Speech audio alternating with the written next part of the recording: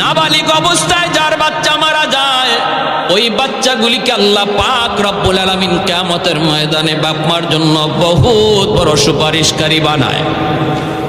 বাচ্চাগুলি আল্লাহর কাছে ডাক দেয়া কয়, মালিক, ও মালিক, তুমি আমারে দুনিয়াতে পাঠাইছো, পাঠানোর সময় আমার মা কত কষ্ট করছেন, জান বের হয়ে যায় অবস্থা। এরপরে আমি দুনিয়াতে আসলাম, এত কষ্ট আমি মাকে দিলাম, কিন্তু মার কোনো খেদমত আমি করতে পারলাম না, আমার মা ঋণ আমি শোধ করতে পারলাম না।